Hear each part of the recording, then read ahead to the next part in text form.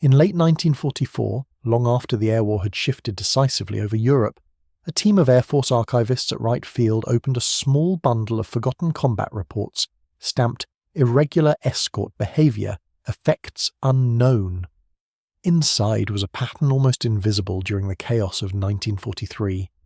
Every time a certain P-47 flight peeled away early, breaking orders, abandoning the bomber boxes, German attacks collapsed sooner, kill ratios spiked, and entire starfuls diverted toward a threat that didn't exist in any tactics manual. What looked like disobedience on paper was saving crews in the air, and as analysts traced the reports back, they found the origin point, a single moment above central Germany, when a 20-year-old escort pilot cornered by multiple Bf-109s made a choice no doctrine permitted. A move born from instinct, not strategy, yet powerful enough to ripple upward into the very foundations of American fighter doctrine. That moment begins here. December 1943. The bomber stream pushing towards central Germany stretches in 3 massive columns, nearly 100 B-17s locked into formation, as tightly by expectation as by metal. This is the system designed to win the air war: mass, altitude, discipline. But in the brittle air above the lead wing, a young second lieutenant in a P-47 Thunderbolt is learning how easily theory bends when the enemy chooses the terms of the fight. He sees them before anyone calls it out. 3 climbing specks, low and too steady to be flak. Bf-109s sliding into attack geometry. Behind them, 2 more shapes drifting down from the sun. A few 190s waiting to pounce the moment the chaos begins. His oxygen mask hides the tension in his jaw, but not the truth pressing on his ribs. This is his 6th mission. Just enough to understand the danger, nowhere near enough to face it comfortably. The morning briefing plays back in his mind with unwelcome clarity. Stay with the bombers, do not chase, do not break away. A fighter out of position is a bomber unprotected. That line had been drilled into him since his arrival in East Anglia. And yet as the 109s widen their arc behind the trailing boxes, the geometry becomes undeniable. If he stays put, they will carve through the formation, ship after ship, and his obedience will help them do it. A burst of tracers slices past his left wing, too soon, too aggressive. The FW-190s have joined early, collapsing timing the manuals claimed would protect the formation. The radio erupts with altitudes, bearings, frantic half-warnings, but none of them answer the only question that matters. Which rule keeps men alive today? He feels the decision arrive, sharp, cold, unmistakable. 30 seconds to die if he follows doctrine. Perhaps a few more if he abandons it. Either way, the sky is narrowing into inevitability. He rolls hard, commits, and dives.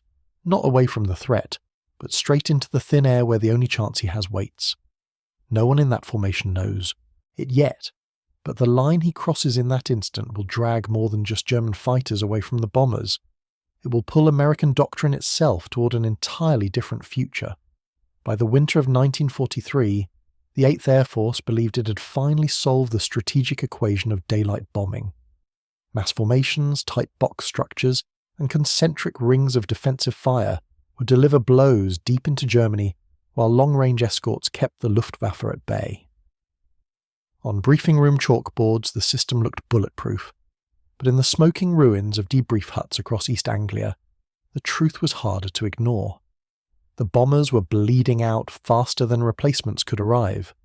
Schweinfurt, Regensburg, Bremen, Münster, mission after mission returned with gaps in the formations where aircraft should have been. 20% loss rates on deep raids were no longer exceptions, they were becoming routine. Veteran crews whispered statistics no one wanted to say aloud. At this pace, a bomber team had almost no mathematical chance of completing the required 25 missions. It wasn't courage that was failing, it was doctrine. And yet the official response was to tighten the leash on the fighters. Escort groups flying P-47s and P-38s were ordered to remain in close cover, never drifting far from the bomber stream, never pursuing German fighters beyond a narrow radius. They were to fly at the bomber's pace, throttled back, sacrificing their climb rate and dive advantage so the formation's shell looked unbroken. Commanders believed that if escorts stayed visible, they were protecting. If they darted away, they were abandoning. But the Luftwaffe saw the flaw instantly. Jagdgeschwader units launched quick, coordinated hit-and-run attacks, one pass from above or below, then a break into cloud or sun before the escorts could spool up the power they weren't supposed to use. Veteran German aces from JG-26, JG-1 and JG-11 exploited the rigidity with ruthless precision. They didn't need to defeat the escorts, they only needed to slip past them long enough to tear open a bomber's belly or set a wing on fire. Meanwhile, in ready rooms across England, the younger American pilots were beginning to notice a pattern their manuals didn't address. Whenever someone broke formation, even by accident to chase an attacker, the Germans reacted. They diverted. They pulled away. They hesitated just long enough for the bomber formation to reset. The official reprimands came swiftly, but so did the unspoken truth. Sometimes, the bombers survived because someone disobeyed. Still, no one dared say such things openly. Doctrine was gospel, written by men who had flown biplanes 2 decades earlier and believed strict geometry could control chaos at 25,000 feet. To question the system was to question the entire foundation of the air campaign, and yet in scattered missions and short, tense engagements, a quiet realization was beginning to form. The escorts weren't failing because they lacked courage or machines. They were failing because they were being used wrong. All it needed was one moment, one young pilot forced into an impossible choice to bring the flaw into sharp focus and force the conversation that headquarters had avoided for too long. He had never imagined himself in the cockpit of a frontline fighter. Back in rural Ohio, his world was measured in acres, not altitudes. In the thudding rhythm of tractor pistons, not the steady hiss of an oxygen regulator at 20,000 feet. His earliest lessons in distance came from listening for the echo of a dog bark across cornfields, or gauging how long the rumble of a neighbour's truck took to fade. Nothing in that life suggested he would one day fly a 7-ton machine into the heart of enemy airspace. But war is a vast and hungry force, and it pulls unlikely people into unlikely roles. After Pearl Harbor, he enlisted with the expectation of turning wrenches, not throttles. The Army Air Forces were desperate for hands, mechanics, clerks, cooks, and he assumed his mechanical aptitude would keep him firmly on the ground. But the need for pilots grew faster than the training pipeline could handle. When aptitude tests revealed a rare steadiness with instruments and an uncanny spatial sense, he was funneled into cadet training almost before he understood the implications.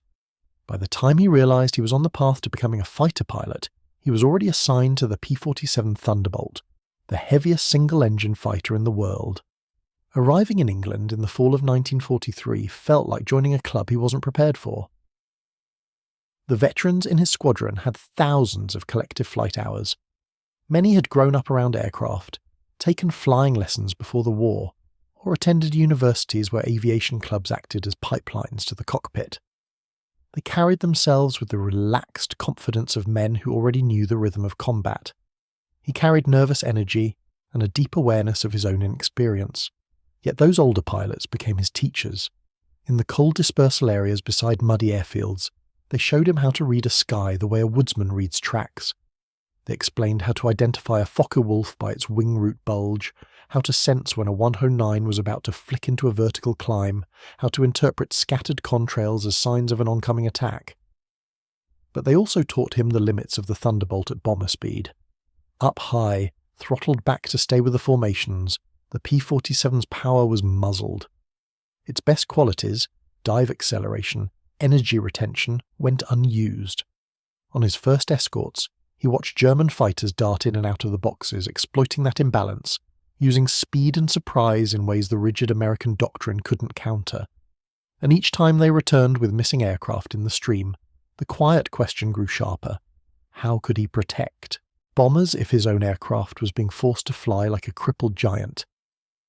That question stayed buried until early 1944, when a deep penetration raid into central Germany landed in his lap, and the briefing stamped a hard boundary around every instinct he had begun to develop. The morning briefing felt like a ritual he'd already rehearsed a dozen times, even though this was only his 6th operational escort. The operations map stretched across the wall, thick red lines marking the bomber stream's route from East Anglia across the North Sea, then inland toward factories near Magdeburg and Leipzig. Intelligence officers emphasized altitude bands, known flak concentrations, and expected positions of German interceptors. As always, the message ended with the same unyielding directive: stay with the bombers, no independent hunting, no deep chases, no creative interpretation of orders. The escorts were to be a moving shield, not a sword. But airborne an hour later, the neat logic of the arrows dissolved instantly. Cloud layers broke the bomber stream into staggered segments, the once uniform columns twisting into uneven shapes. The thunderbolts providing cover were forced to widen their protective arcs, each pilot torn between maintaining formation integrity and responding to shifting geometry. The sky over Germany was not a straight line drawn on a chalkboard. It was a living, shifting battlefield. The attack began with the subtlety of a hammer. A staffel of FW-190s burst from the high sun, their descent steep and calculated, guns already spitting fire as they sliced across the upper bombers. Seconds later, Bf-109s appeared from the low 3 o'clock, using the sun glare and bomber shadows to hide their approach until the last instant. A B-17 in the trailing element shuddered as cannon shells walked across its tail, and he watched it slide out of formation trailing smoke, a sight every escort pilot is taught to expect but never grows numb to. His leader tightened the defensive weave above the formation, sticking to doctrine with measured precision. But the lieutenant saw the next wave forming, 4 fighters angling for the unprotected rear of the second box. If he stayed put, they would hit the bombers at the exact moment their gunners were overloaded. If he moved, he would leave a gap his commander would surely notice. He felt the contradiction sharpen. Doctrine demanded restraint. Survival, for the bombers, if not for him, demanded action. The thunderbolt beneath him was built for aggression, for dives and slashing passes. To sit idle while German fighters set up their run felt like watching a train approach a stalled car. He could see the collision long before it happened. The moment he shoved the throttle forward, he crossed a line few pilots dared approach. The P-47 surged, its heavy frame coming alive as he rolled toward the threat, nose dropping, speed building. He knew what it meant. He was abandoning his assigned station. He was courting reprimand, maybe worse. But as he knifed toward the incoming fighters, he understood something his manual had never mentioned. Sometimes, protecting the bombers meant leaving them. On paper, everything he was doing at that moment was wrong. The operations manual made it painfully clear. An escort pilot leaving his assigned bomber box without explicit orders was committing one of the gravest sins in the air war. But in the cockpit, with cannon fire flashing past and the thunderbolt trembling under abrupt control inputs, doctrine felt like a distant lecture from a safer universe. Survival, his own and the bombers overhead, depended on instinct, not compliance. He dropped the P-47 into a descending brake, trading altitude for the one commodity the Thunderbolt could generate better than almost anything in the sky: speed. The 2 Bf-109s behind him snapped into pursuit, their thin wings rocking as they corrected for closure. They believed they were chasing a frightened rookie making a predictable panic dive. And for a few seconds that illusion worked in his favour. They committed fully. Too fully. As he crossed through 18,000 feet, the air thickened and the Thunderbolt surged. The G-forces clamped his ribs inward as he hauled the aircraft across its own slipstream, dragging the nose through an abrupt reversal that made the gun cameras on the German fighters struggle to track him. Cannon shells lanced past his canopy, bright and violent, but each burst missed by a wider margin than the last. He felt, not saw, that the Germans were overcorrecting, struggling to anticipate a series of turns that followed no textbook pattern. The sky compressed into fragments of motion, the dark silhouettes behind him swelling and shrinking, the altimeter unwinding, cloud wisps cutting across his vision. He caught glimpses of the bomber stream above, growing smaller with every second, but also noticed something the manuals had never taught him to look for. Fewer fighters were breaking off toward the bombers. More were angling down toward him. He dragged the fight lower, past 10,000 feet, then 8. The Thunderbolt shuddered under the strain, but its weight and structural strength served him well. Every violent break forced the 109s to lose a sliver of energy. Every shallow cloud layer he skimmed forced a recalculation. Every unpredictable jink forced an overshoot. The Germans had started the chase with the advantage. Now they were simply trying to keep him in sight. Another pair joined the pursuit, splitting to box him in. But their move made no tactical sense. They were too low, too committed, too far from the bombers to meaningfully contribute to the original attack. He had pulled them off their purpose. He had forced a change in their mission. When he finally broke free toward open airspace, ammunition gone and fuel gauges dipping toward the danger zone, he expected only reprimands and suspicion. What escort pilot abandons his post, returns with empty guns, and claims to have helped the bombers? But when the intelligence officer asked just one question, "Did you see how many of them followed you?" he realized something far larger than his survival had happened in that chaotic dive. By rights, the episode should have been buried before dinner. A pilot leaving formation, engaging without orders, expending ammunition, and returning with fuel nearly exhausted was the sort of case that normally triggered a quiet reprimand and a stern reminder about discipline. And at first, the reaction in the squadron ready room followed that familiar script.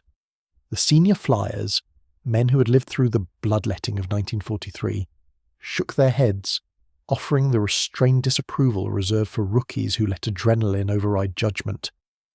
"Cowboy flying," they muttered, expecting the operations officer to make an example of him.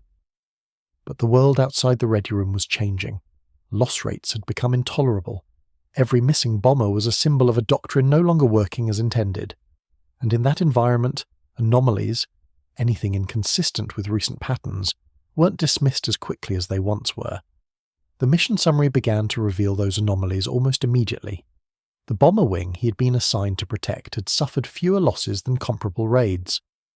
Gunners in the trailing boxes reported that an entire German attack wave had partially unravelled when several enemy fighters peeled away mid-approach, diving after a lone thunderbolt. They saw gaps in the timing of attacks, hesitation in the rhythm that usually defined German discipline. Meanwhile, gun camera footage from other escort groups showed something unexpected. Several German fighters were caught low, separated, and out of energy, making them vulnerable to passing Thunderbolts and Mustangs that swept down from altitude. The timestamps aligned precisely with the moment the young lieutenant had begun dragging the attackers away. The operations officer, initially focused on the breach in protocol, began linking these fragments. A dive that should have been a selfish escape had pulled multiple enemy fighters into a wasteful, uncoordinated chase. By bleeding their energy and altering their attack geometry, the young pilot had disrupted a formation-level assault without firing a meaningful shot at the bombers themselves. His report was still problematic. It contradicted doctrine. It implied that initiative, individual initiative, could shape outcomes in ways the manuals had not accounted for. But as the officer assembled the data, it became increasingly difficult to treat the maneuver as a reckless error. When the final debrief paperwork went up the chain, it included an understated but revealing line. Unscheduled breakaway maneuver resulted in dispersal of attacking aircraft. No claim of heroism, no suggestion of doctrinal revision, just an observation, quietly inserted into a system looking for answers. That report landed on the desk of a general who had grown weary of explanations built on tradition rather than outcomes. He saw in the lieutenant's actions not a breach of discipline, but evidence. Evidence that the rigid, mathematically perfect geometry of close escort might itself be the culprit behind catastrophic loss rates. Something had shifted. Not enough to rewrite doctrine yet, but enough to question the assumptions it stood on. The real measure of any idea in war is not whether it looks good on paper, but whether it survives the second time it is tested. And in the weeks following that chaotic dive through German airspace, the 8th Fighter Command found itself confronting a quiet, uncomfortable truth. The numbers kept pointing back to situations where escort pilots broke formation. Whenever fighters detached early, whether by accident, desperation, or instinct, the Luftwaffe's carefully layered attacks faltered. Not always, not cleanly, but enough to raise eyebrows in headquarters already drowning in after-action reports filled with grim statistics. Commanders did not announce a doctrinal shift. No military system ever changes that quickly. Instead, they began altering the briefings. Subtly, carefully. One flight in each squadron would be told to extend forward when necessary, a phrase vague enough to offer plausible deniability, but clear enough for experienced pilots to interpret. Another element, usually the more aggressive pair, was granted discretionary latitude to disrupt incoming formations before they close. It wasn't free hunting, it wasn't chaos. It was the first step towards something that had never existed in the manuals: controlled breakaway. The young lieutenant found himself in these elements more often, almost unconsciously. The very traits that had once made him a source of concern, his willingness to maneuver violently, his instinct to draw fighters away, his refusal to accept rigid geometry when real skies shifted around him, were now quietly cultivated. In winter briefings held in drafty hangars, squadron commanders sketched rough arcs on chalkboards, explaining how early movement toward an approaching starfel could force the Germans to commit at awkward angles. Drag pairs, they called them informally. 2 aircraft accepting the risk of isolation to protect dozens. The opportunity to test this idea under controlled conditions came sooner than expected. On a late winter mission toward Brunswick, intelligence warned of heavy Luftwaffe activity. As the bomber stream approached the initial point for its bomb run, a cluster of F-90s began climbing from the northeast, timing their approach to hit the formation on its exposed quarter. This time, the breakaway element didn't wait to react until the attack had formed. They moved first, diving toward the interceptors and forcing them to choose: engage the bombers at altitude or defend themselves against the slashing attack of a pair of thunderbolts. The German formation fractured almost instantly. Some climbed, some dove. None maintained the disciplined timing needed to overwhelm the bombers. Higher up, another escort group swept in at precisely the moment the Germans were out of position, catching multiple fighters low and slow. The bombers, meanwhile, reported only scattered, ineffective passes. Not a single aircraft in the targeted box was lost. After-action summaries from different groups began telling variations of the same story. Breakaway elements weren't just surviving, they were changing the shape of the air battle itself. Reports now used the term breakaway tactic without hesitation, treating it not as a violation but as a method. And somewhere in a headquarters room lined with maps and casualty tables, the weight of that phrase began to pull on the old doctrine harder than any single pilot's choice ever could. By the summer of 1944, the air war over Germany looked nothing like the rigid, scripted struggle envisioned in the manuals of the previous year. The bomber streams still carved their bright contrails across occupied Europe, but the battles swirling around them had evolved into something more dynamic, more adaptive, and far more lethal to the Luftwaffe. Escort fighters no longer flew as a uniform shell. They moved like a living organism, elements splitting, diving, surging upward, and recombining with a fluidity that would have seemed reckless before the winter. Breakaway tactics had matured into structured doctrine. Drag pairs detached early, pulling enemy formations apart. High elements coordinated with them, timing attacks to strike German fighters when their energy was lowest. The once static escort formations became flexible, layered, unpredictable. For the first time in the campaign, the initiative shifted decisively to the Americans. German pilots, many of them hardened veterans who had dominated the skies in 1943, now found themselves forced into defensive maneuvering even before reaching the bombers. Every premature turn, every energy bleed, every disrupted approach left them vulnerable to a second wave of escorts sweeping in from altitude. Loss figures reflected the transformation. Missions that had once seen 20% bomber losses now returned with only 1 or 2 aircraft missing, sometimes none at all. Kill ratios shifted dramatically. Escort groups that had struggled to match German efficiency months earlier now routinely shot down multiple fighters for every aircraft they lost. The Luftwaffe's strength eroded faster than it could be replenished. Young, undertrained German pilots entered combat with only a shadow of the skill their predecessors had possessed, and many never survived their first engagement. Meanwhile, the American pilots who had once doubted their purpose began understanding the deeper implications of the new methods. Doctrine, they realized, was not a static truth. It was a living thing, shaped by experience, by results, and sometimes by the instincts of a single individual pushed into a corner with seconds left to live. Breakaway tactics weren't born in a committee room. They were born in the thin blue air over central Germany when a 20-year-old lieutenant refused to accept that restraint was the only path to protection. When the war ended and the pilots rotated home, they carried those lessons into the jet age. New manuals were written. New aircraft were designed with the flexibility to exploit speed, altitude, and energy in ways piston fighters never could. But the principle remained. Initiative, executed with skill and timing, could reshape the battlefield. And somewhere in the lineage of those doctrines, buried beneath statistics, mission reports, and faded gun camera frames, lives the memory of a young man diving alone into danger, drawing enemies away from the formation he was supposed to guard. No monument bears his name, no headline marked his discovery. But for the crews who returned home, and for the air war that shifted course, the sky after that moment was never the same.